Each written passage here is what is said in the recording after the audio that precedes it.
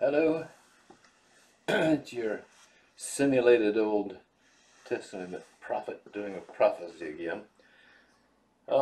These are speculative. I try not to mislead you, but give you something to think about. The important one, of course, is I'll show you here. If you go on the internet, search up nobabies.net, you'll get you'll get this page the bottom if you want to get to me, info@nobabies.net. Don't check it often because almost no one ever writes. And this is continuing right down. So you go ahead and you got source code for a computer program there. You can get the YouTube video links. This is video number 48, and then the scripts, and when I give you a reference, you could just go to here, click on it, go to Prophesy for movie 48, Prophecy 3, Pestilence, and then you can copy and paste the link. This is arbitrary. That's just how to stay around. The articles continue on ad infinitum. Okay, Revelation, and I saw when the Lamb opened one of the seals, and I heard, as it were, the noise of thunder, one of the four beasts saying, "Come and see." And I saw, and behold, a white horse, and he sat on him, had a bow and a crown. It was given unto him to conquer, and he went forth conquering and to conquer. And when he had opened the second seal, the second beast said, "Come and see." And there went out another horse that was red, and the power was given to him that sat thereon to take peace from the earth, that they should kill one another, and that was given to him a great sword. And when he had opened the third seal, I heard the third beast say, "Come and see." And behold, a black horse, and he sat on him, had a pair of balances in his hand. And I heard a voice in the midst of the four beasts say, "A measure of wheat for a penny, and 3 measures of barley, and see thou hurt not the oil and the wine." And when he had opened the fourth seal, I heard a voice say, "Come and see." And I looked, and behold, a pale horse, and his name that sat upon him was Death, and hell followed after him. Power was given unto him over the fourth part of the earth to kill with a sword, and hunger, and with death, and with the beasts of the earth. All right, the 4 horsemen of the apocalypse, long been inspiration for some intense artwork. According to scripture, which we just looked at, that it's war on a white horse, war on a red horse, prices on a black horse, and death, including death by war, on a pale horse. Oh yeah, there's famine in there. And wild beasts. I think I've mentioned that the King James Version is the single thing nearest to being a foundational document for the modern world. There's plenty of war in the modern world. Tradition gives us, as far as I can remember, a different list: war, plague, famine, and death. When I think about it, death seems out of place. They are all death, various sorts, but death is on a pale horse. That's distinct from the white horse ridden by the first horseman of war. And when I look at the translation in Tyndale, one of my scholarly heroes, it's a green horse. Well, that's not so good for the artwork. You know, a nice, pretty green horse in the middle of all that would hardly work. It might mean that death is green and slimy, but I think of a cucumber. Inside it's green, and the pulp is translucent. The Romans, although we think of them as being very practical, they were dominant at the time. They really did have a spiritual sense. It seems to me that the worship of the god of wine was very popular. Meant that they thought the process of fermentation was supernatural. The must, as it fermented, gave off bubbles and lost weight. without losing volume. Became more spiritual, so to speak. Uh, and the cucumber is translucent, tending toward transparent or invisible. So it was kind of more moving towards spiritual. So pale horse can be considered a invisible horse, and of course the invisible mass killer is infertility brought on by the outbreeding, the subject of the first 32 movies I presented, and given you how to get to them. In the first prophecy, I dealt with the plague of infertility as reflected in the covenant. Okay, in the second, covenant means come together, and no, the covenant was not arrived at by negotiation. In the second, the danger was coldness, and in this one, it will be epidemics. Yes, I'll get around to famine and war in good time. That's actually 5 horsemen so far. But there are more: madness, populism, globalism, political collapse, economic collapse, environmental collapse, illegal extraterrestrials, and dam collapse. There are things that are beyond my pay grade, like war and Rotherham. And I'm not going to go into those. Their subjects make people terribly angry, and I don't need people being that angry.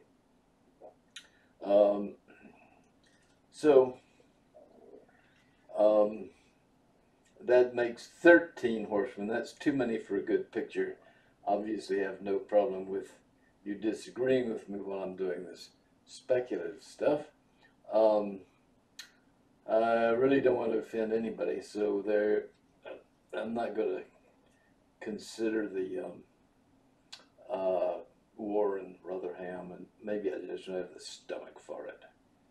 So what pestilence? It happens. There are outbreaks of communicable diseases, and often there's an attempt at control by means of quarantine. Comes from an Italian dialect, meaning 40 days, which turned out to be a very good idea because the Black Death, the bubonic plague, the pestilence. The period from symptoms to death was about 37 days, so 40-day quarantine worked fairly well. A ship comes to harbor, just make sure they stay on board for 40 days. Quarantine is not the same as medical isolation. Medical isolation means we have a diagnosis or we're working on it. Quarantine just says we know what's going on, but for safety's sake, we've got to limit your social contacts. There have been a lot more quarantines and plagues in recent centuries than I would have expected. You can learn plenty by going to Wikipedia, look at the quarantine article on the Wikipedia, and there's a link. That article includes this picture of a village in Romania that was isolated. This isn't really quarantine. What happened is that the people in the town decided the doctors are poisoning people suspected of having cholera. And obviously doctors are high status, and this picture appears to date before the mid-20th century. So back then, the average person going to the average doctor wound up poorer and worse off because of the encounter. We have 3 young women here, and they are flirting with these 2 soldiers who are standing there armed to the teeth, ready to shoot anybody that might break out of the town. The isolation was simply as punishment for not letting doctors in. Well, girls look pretty healthy to me. It's what you get for not having doctors. The people in the town were out and they've put pots, these pilings on this wicker work is to keep the people from pouring out of the town. Obviously they're well fed, they're getting supplies.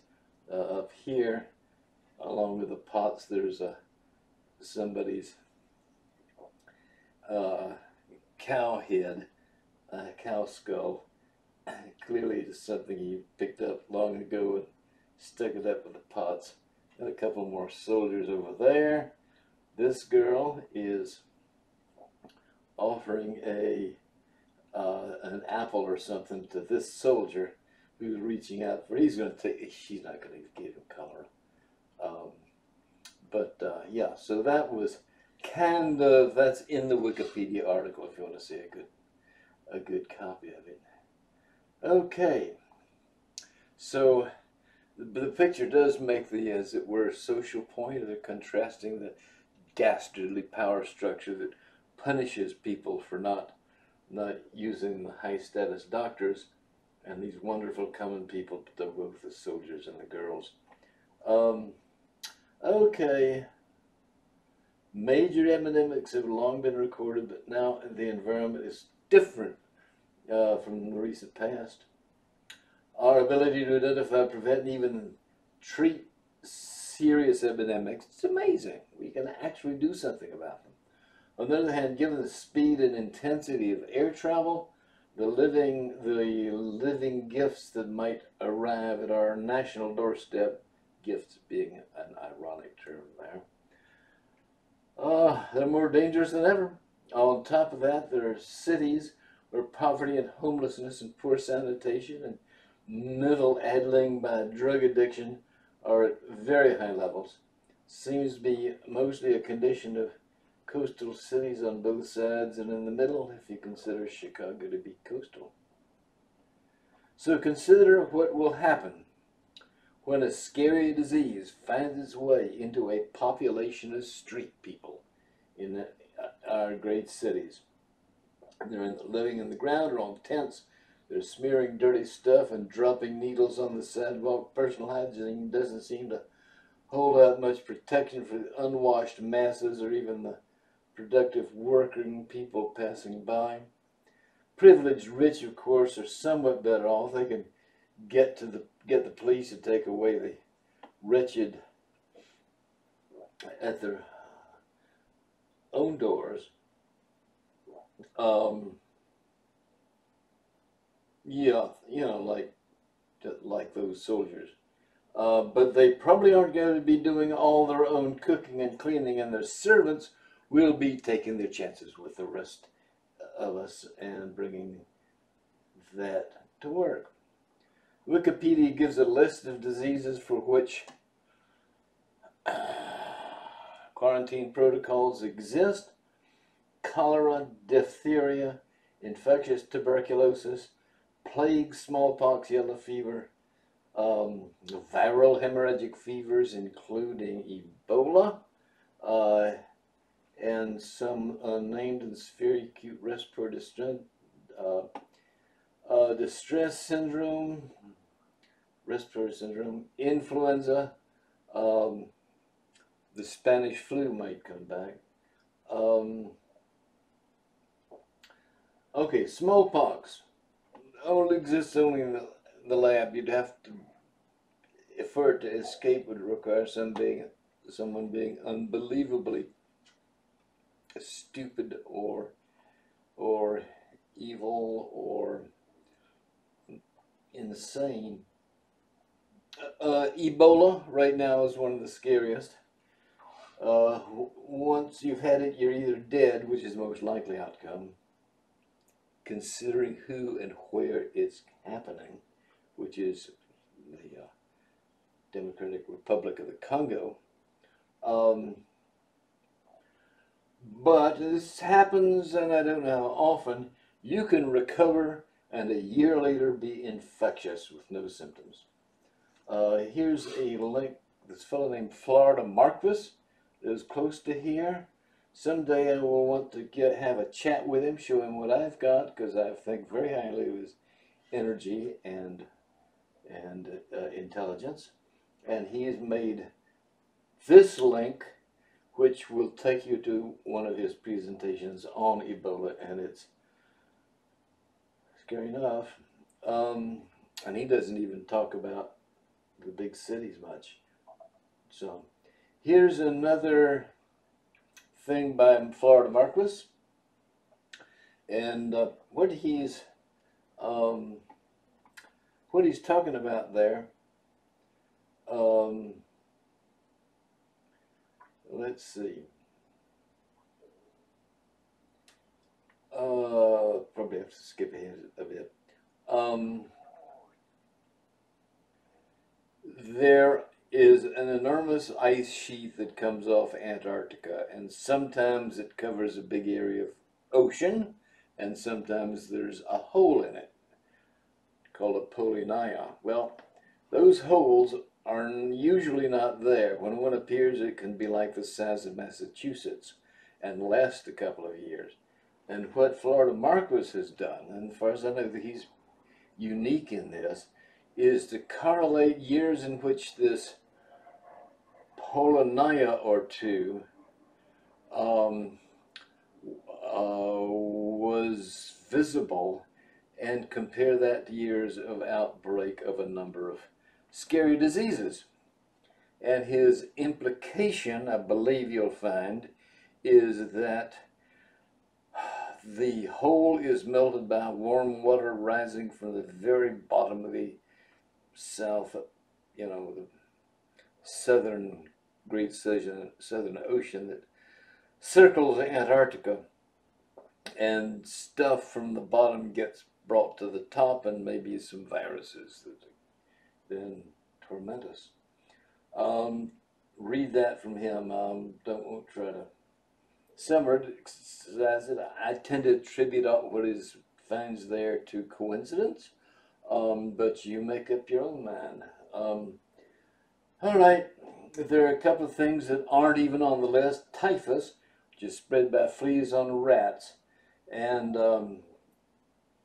if we don't have it in the big coastal cities yet, we probably will. We're set up for it.